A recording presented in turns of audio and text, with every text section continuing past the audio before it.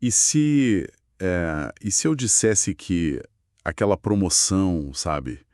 Aquele relacionamento, ou até aquela tranquilidade financeira que parece tão distante, e se a chave para isso não tiver em algum segredo lá fora, mas trancada bem aqui dentro, na sua própria mente? Pensa rápido aí. Quantas vezes uma ideia genial murchou antes de sequer tentar? Ou, sei lá, uma oportunidade escapou, né? Por causa daquela vozinha. Aquela que fica sussurrando.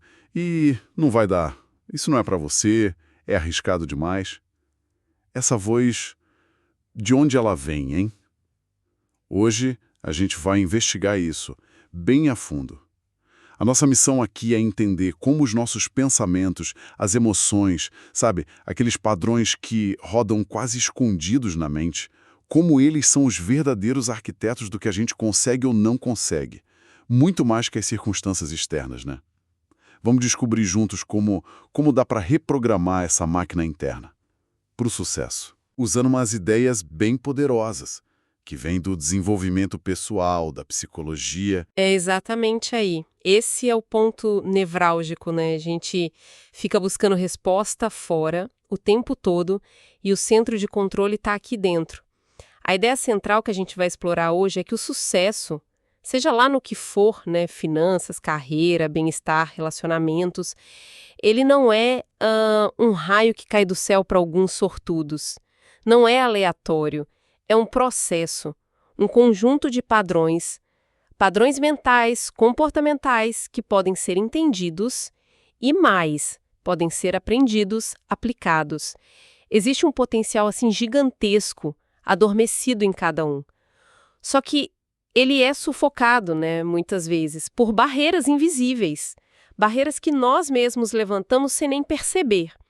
Medos que paralisam, crenças que dizem você pode isso, não pode aquilo, emoções que dominam a gente em vez de servirem. O foco da nossa conversa vai ser esse, identificar essas correntes internas e principalmente descobrir como quebrar elas. Falando nessas correntes, uma das mais fortes parece ser o nosso estado emocional do momento, né? É como se ele definisse a potência do nosso motor interno.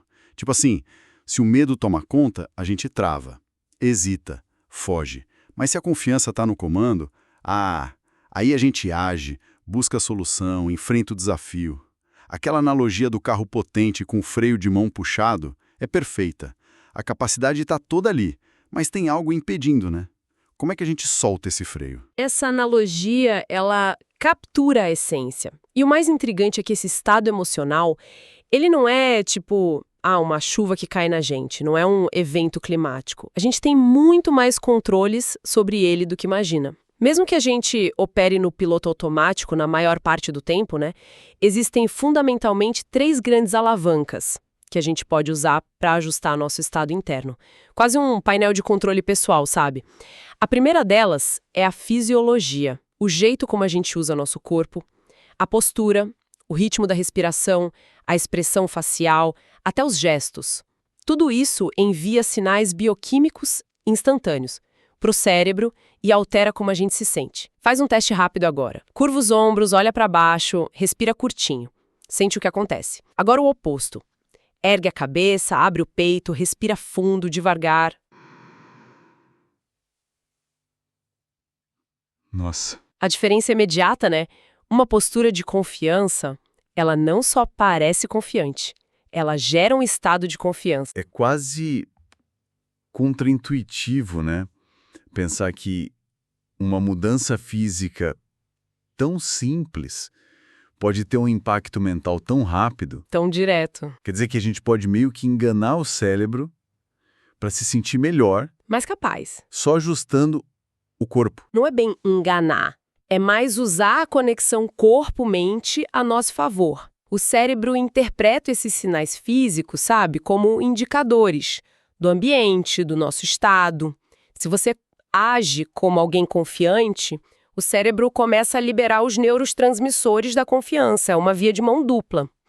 A segunda alavanca é o foco, onde a gente coloca nossa atenção mental. É como um holofote, né? Aquilo que a gente ilumina se torna a nossa realidade naquele momento. Se o foco está sempre nos problemas, nos riscos, no que falta, no e se der errado, o estado emocional tende a ser de ansiedade, medo, impotência, é batata. Agora, se a gente direciona esse holofote conscientemente para as soluções, para os recursos que a gente tem, para o aprendizado no erro, para o próximo passo, mesmo que pequeno, o estado emocional muda radicalmente para um estado de poder, de controle, de um otimismo mais pragmático, sabe? E as perguntas que a gente faz para si mesmo, nossa, são a ferramenta-chave aqui. Trocar um por que eu sou sempre tão azarado, por o que essa situação está querendo me ensinar, ou qual a menor coisa que eu posso fazer agora para melhorar isso. Isso muda o jogo interno. Entendo a lógica, sim. Direcionar o holofote mental. Mas assim, na prática, né? No meio de uma crise, uma pressão enorme, como alguém consegue conscientemente mudar o foco? Parece que a mente fica presa no problema, num loop. Ah, é um treino, com certeza. Não é um interruptor mágico, não. Pelo menos não no início. Requer prática para perceber onde está o seu foco. E aí, deliberadamente, redirecionar. E é aí que entra a terceira alavanca, a linguagem. As palavras que a gente usa, seja no diálogo interno, aquele silencioso, ou na conversa com os outros. Elas não são só etiquetas, são ferramentas poderosas que esculpem a nossa percepção da realidade. Pensa na diferença brutal entre dizer eu tô quebrado financeiramente e, sei lá, eu tô numa fase de reestruturação financeira. Nossa, total. A primeira frase soa como uma sentença, uma identidade, quase permanente, de fracasso. A segunda descreve uma condição, temporária, um processo ativo, que implica a busca por solução. Usar uma linguagem que descreve desafio como algo temporário, contornável, que foca em aprendizado e em ação, isso reforça um estado emocional mais resiliente, mais proativo. Fisiologia, foco e linguagem. Elas trabalham juntas, sabe? Uma alimenta a outra. Ok, vamos desempacotar isso. Então, temos essas 3 alavancas: corpo, atenção e palavras. Dominar isso parece ser o caminho para sair daquela posição de vítima, né? De só reagir ao que acontece. E passar a ser o piloto da própria experiência interna, escolhendo ativamente como se sentir e, por consequência, como agir. E isso não é só sobre se sentir bem, né? É sobre ter a capacidade de agir de forma inteligente, estratégica, mesmo sob pressão. Precisamente. É sobre performance e bem-estar, juntos. E essa capacidade de gerenciar o estado, ela nos leva a um nível mais profundo. Uma investigação, porque mesmo sabendo o que fazer, muitas vezes a gente não faz.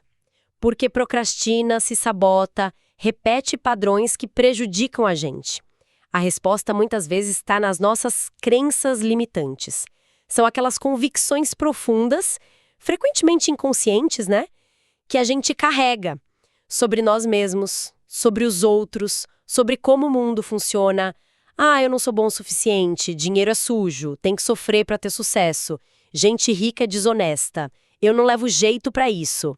Conhece alguma? Quem nunca, né? Pois é. Essas ideias funcionam como filtros, invisíveis, distorcendo nossa percepção, ditando nossas escolhas, nossos comportamentos. E como é que essas crenças se formam? A gente nasce com elas ou vai, sei lá, pegando ao longo da vida? E o mais importante, dá para mudar algo tão enraizado assim? Ninguém nasce com elas. São adquiridas, absorvidas do ambiente família, cultura, escola, experiências. Especialmente na infância, né? Uma experiência negativa pode ser interpretada e pronto, vira uma regra sobre a vida. O fascinante aqui é perceber que a maioria dessas crenças não são verdades absolutas, são interpretações. Muitas vezes baseadas em evidências, assim, frágeis, ou experiências passadas que nem se aplicam mais. E sim, a boa notícia é que elas podem ser mudadas. O processo envolve, primeiro, trazer para a consciência. o que já é um passo enorme, né? Só perceber. Depois, questionar a validade. Essa crença é verdade mesmo? Sempre, em toda situação, que evidência eu tenho contra ela? E, finalmente, escolher ativamente e instalar novas crenças. Crenças que sejam mais funcionais, que apoiem a gente na direção dos nossos objetivos. Por exemplo, substituir ganhar dinheiro é muito difícil por algo como criar valor para os outros de forma inteligente pode gerar prosperidade. Entende? É um trabalho de reprogramação mental, consciente. Essa ideia de reprogramação é poderosa mesmo e me faz pensar numa outra ferramenta mental, sutil, mas com impacto enorme: as metáforas, as que a gente usa para entender o mundo. Você mencionou um exemplo do mercado financeiro. Se alguém vê o mercado como um campo de batalha, nossa, a experiência deve ser de estresse constante, luta, medo. Exatamente. A metáfora organiza toda a experiência. No campo de batalha financeiro, a pessoa busca armas, né? Estratégias agressivas, se defende de ataques inimigos, que é a volatilidade, celebra vitórias, os lucros, e lamenta baixas, os prejuízos. O estado emocional é de alerta constante, adrenalina, reatividade pura. Agora imagina mudar a metáfora. O mercado é uma grande horta ou uma fazenda. O que um agricultor faz? Ele entende o solo, faz análise, escolhe as sementes certas para a estação, os ativos adequados, planta no tempo certo, o timing, cuida da irrigação, dos nutrientes, que é a gestão do portfólio, protege contra praga, gestão de risco, e sabe que tem tempo de plantar e tempo de colher, aceitando que nem toda safra vai ser perfeita, aceitar perdas como parte do processo. A metáfora da fazenda gera o quê? Paciência, visão de longo prazo, diligência, estratégia. Um estado emocional muito mais calmo, controlado. É impressionante como uma simples imagem mental pode alterar completamente a abordagem e os resultados. E isso vale para tudo, imagino. Se vejo a vida como uma corrida, estou sempre competindo, ofegante, olhando para os lados. Se vejo como uma viagem, uma exploração, o ritmo muda.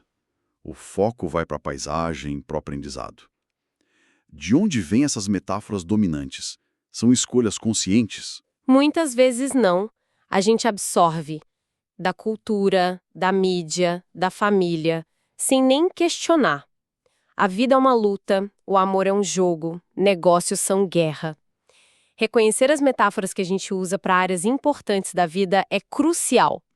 E, assim como as crenças, a gente pode escolher conscientemente metáforas mais fortalecedoras. Se a sua metáfora atual para um desafio é escalar uma montanha impossível, talvez dê para trocar por montar um quebra-cabeça complexo. Interessante. A segunda convida à análise, paciência, estratégia, em vez de força bruta e medo da queda, né? Conectar isso ao quadro geral mostra que essa reprogramação, ajustar crenças de metáforas, não é pensamento positivo superficial, não. É reengenharia mental, é mexer nas fundações que sustentam nossas ações, nossas percepções. Ok. Estamos falando de um trabalho interno. Bem significativo. Mas e se a gente quiser acelerar o processo de aprendizado numa área específica? Tem algum atalho? Alguma forma de, sei lá, pegar carona no sucesso de quem já chegou lá? Existe sim, e é um dos conceitos mais pragmáticos, mais eficientes para o desenvolvimento. A modelagem. A premissa é simples e poderosa. O sucesso deixa pistas. Se alguém consistentemente alcança resultados excepcionais numa área que interessa pra gente, seja um atleta de alta performance, um empreendedor inovador, um artista genial, um investidor consistente, essa pessoa não chegou lá por acidente, né? Ela opera com base num conjunto específico de crenças, valores, estratégias mentais, padrões de comportamento, até uma fisiologia característica. Modelar não é só copiar o que a pessoa faz na superfície. É investigar a fundo para entender como ela pensa, no que ela acredita, como lida com a pressão, quais são os rituais, os hábitos-chave. Então, voltando para o exemplo do investidor de sucesso. Em vez de só tentar copiar as compras e vendas dele, A modelagem buscaria entender qual a filosofia dele sobre risco. Ele vê uma perda como um fracasso pessoal ou como um dado, um feedback do sistema. Que perguntas ele se faz antes de decidir? Como ele gerencia o medo e a ganância? Qual a rotina diária dele para analisar, para executar? É isso. Ir além do o que, para o como e o porquê. Exatamente isso. É decodificar a receita interna, a que produz o resultado externo. Como essa pessoa estrutura o pensamento, quais são as crenças fundamentais que sustentam as ações dela.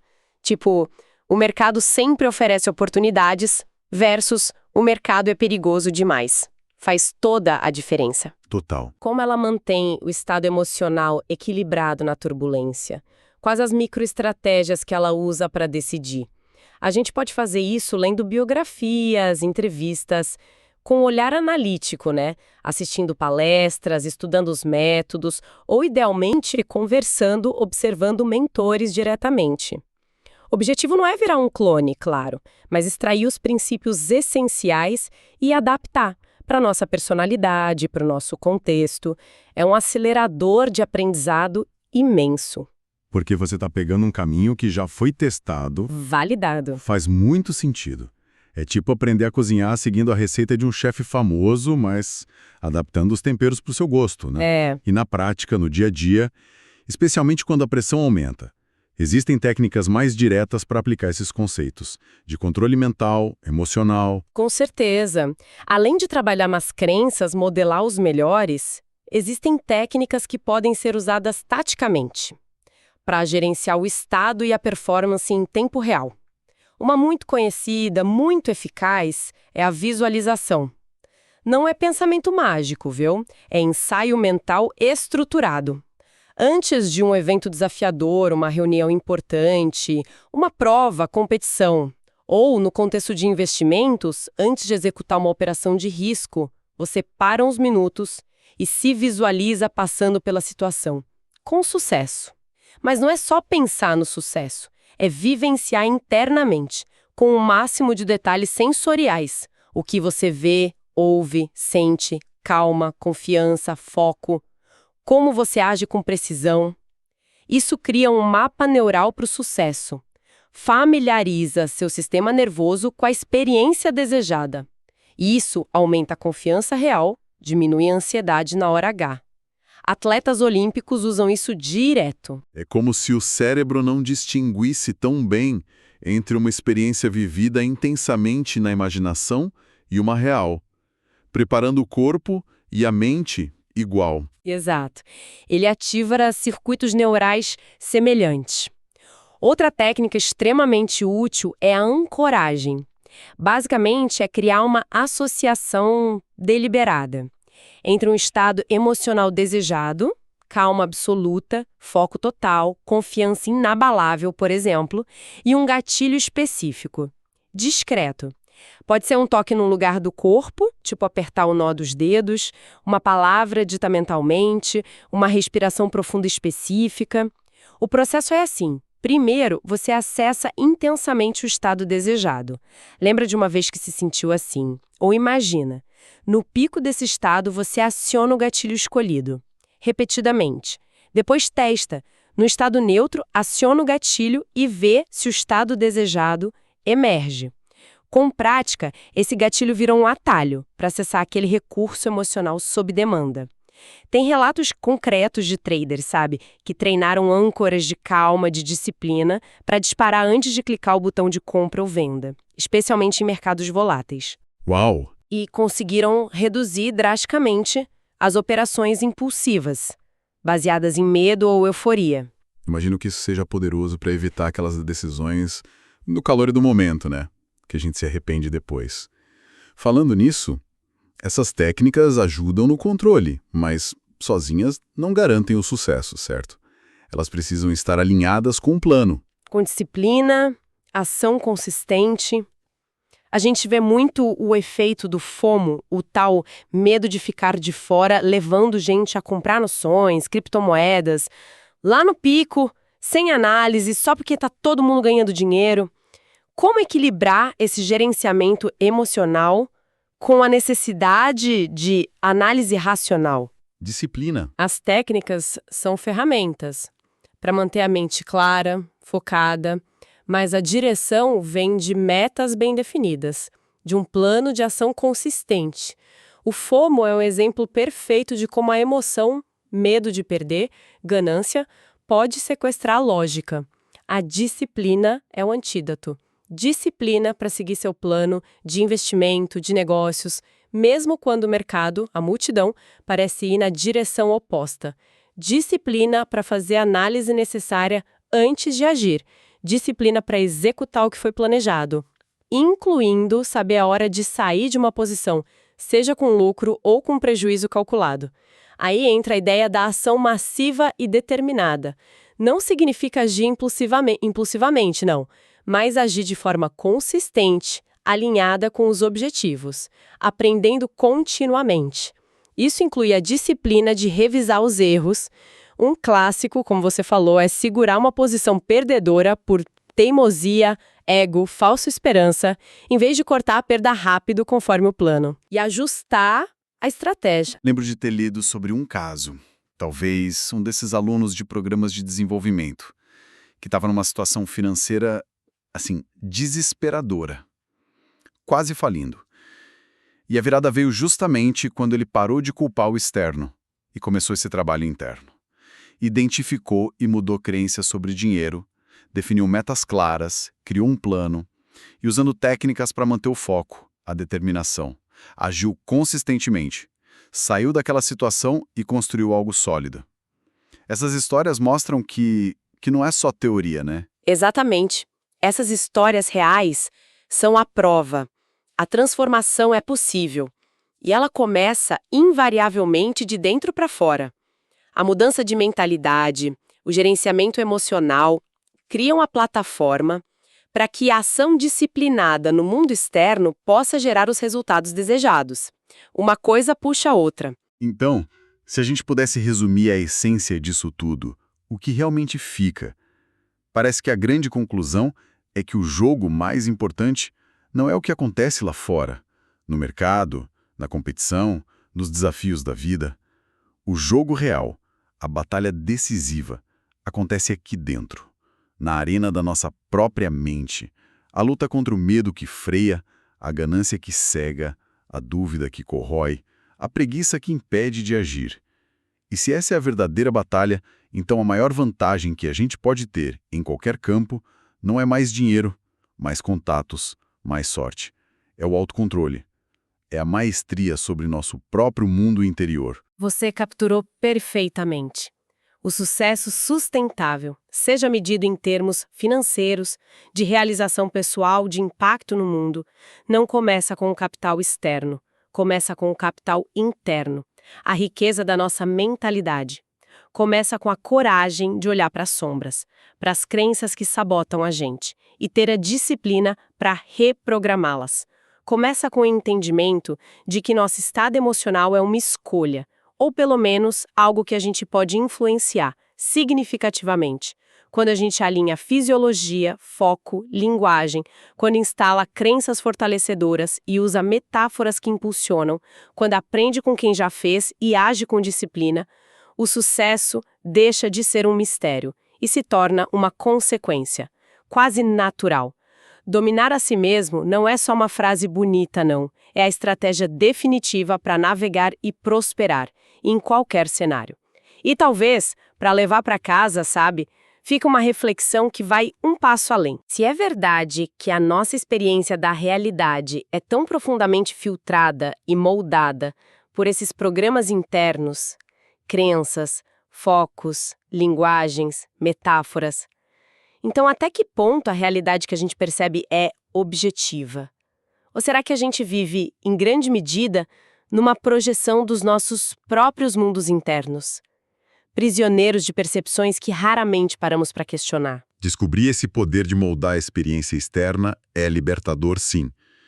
Mas também traz uma responsabilidade imensa. A de escolher conscientemente quem queremos ser. E como queremos perceber e interagir com o mundo. Uma pergunta que ecoa, né? E para quem nos acompanha nesta jornada de exploração interna, será que essa capacidade de transformação reside mesmo aí dentro? Agora, já aconteceu alguma situação em que uma pequena mudança na forma de pensar, uma nova perspectiva, acabou mudando completamente o resultado ou a experiência vivida? Se essa conversa ressoou de alguma forma, se tocou em algo aí dentro, talvez não seja coincidência, né? Talvez seja um chamado para começar a explorar com mais curiosidade, com mais coragem, o universo de poder que existe na própria mente.